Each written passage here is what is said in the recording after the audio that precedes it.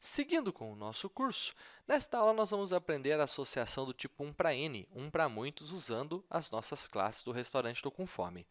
Na aula passada, na aula 5, esta é a aula 6, nós aprendemos a associação do tipo 1 para 1. Nós vimos que existem duas formas de fazer, colocando o objeto de uma classe dentro da outra, ou usando também o has-one, que é uma forma de referenciar, só que no has-one, a chave estrangeira fica somente na classe filha. Eu vou voltar aqui na classe produto, onde utilizamos o has-one, essa associação do tipo 1 para 1 para o formato onde eu tenho o objeto e, consequentemente, as chaves estrangeiras nas duas tabelas referentes às duas classes, neste caso, produto e estoque. Ok?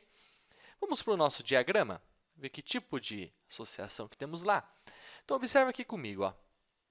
Nós temos uma associação do tipo 1 para muitos aqui. Ó. Nós temos a classe cliente e a classe cliente ela tem muitos pedidos, no sentido em que um cliente pode fazer vários pedidos no nosso restaurante. Porém, um pedido é o pedido de apenas um cliente. Mais uma vez, a gente sempre olha para o outro lado, ok?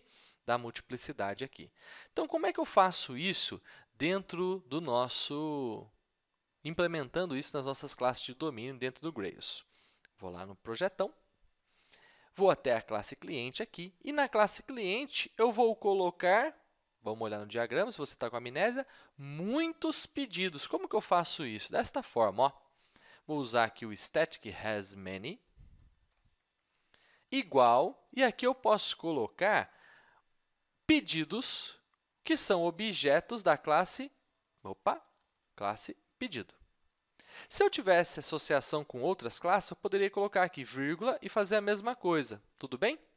Maravilha! Então, eu tenho aqui pedidos, que são objetos da classe pedido. Nesse sentido aqui, eu tenho uma lista de pedidos dentro do cliente. Então, um cliente pode ter vários pedidos, ok?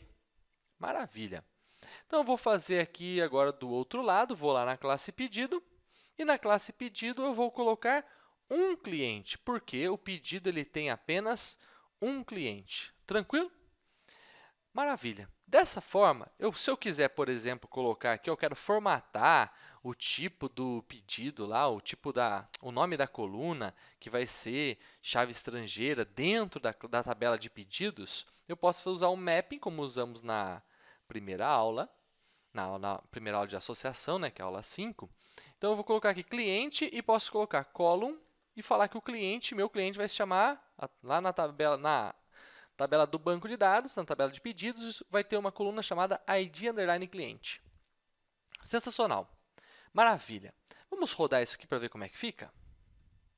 Ctrl Shift G, Run App. Está rodando! Que beleza! Que sucesso! Vou abrir aqui o meu prompt do MySQL, vou logar lá de novo, ó. Que sucesso! Minha senha poderosa. Vou acessar o banco de dados restaurante. Vou dar um show tables aqui, ó. Show tables. Show tables, show tables, show tables, show tables. Como eu mantive a opção que estava na aula 5 lá no Data Source Groove para deletar, dropar o banco de dados e criá-lo novamente, eu tenho o meu banco de dados agora vazio, ok? À medida que ele vai rodando aqui, vai criando as tabelas e aí nós já vamos ter essas tabelas lá. Maravilha! A associação do tipo 1 para muitos, então, é muito parecida com a associação do tipo 1 para 1. O que difere é que no lado em que eu tenho muitos objetos da outra classe, eu coloco o hasMany. Vamos ver aqui no banco. Está lá um corpo estendido no chão. Ó.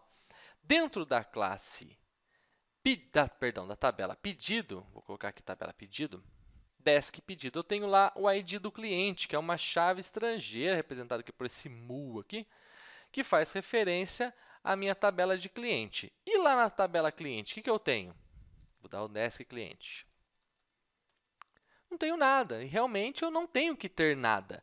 Por que não ter nada? Porque quando eu tenho um relacionamento tipo 1 para muitos num banco de dados relacional, é simplesmente necessário que eu coloque a chave estrangeira lá na tabela do lado muitos. Então, a regra é essa. Ó. Se olharmos para um relacionamento tipo 1 para muitos, quando tivermos uma tabela pedido representando esta classe pedido aqui, é só colocar a chave estrangeira do lado muitos, isso no banco de dados relacional. Então, nós temos aí a nossa associação. O que é legal na associação do tipo 1 para muitos aí em Grails? Nós vamos aprender a usar, não somente mapear, mas usar os objetos com as associações. A vantagem que nós temos é que, fazendo uma associação do tipo 1 para muitos, eu, quando salvar um cliente colocando os pedidos dentro dele, os pedidos podem ser salvos em cascata. Nós vamos ver como é que se faz isso quando tivermos aí a nossa aula de como salvar os objetos, ok? Então, nós vamos aí por partes. Esta nossa aula é bem rápida, basta você colocar o hasMany e você faz uma associação do tipo para muitos. Tranquilo? Até a próxima aula. Esta é a nossa aula 6 ainda.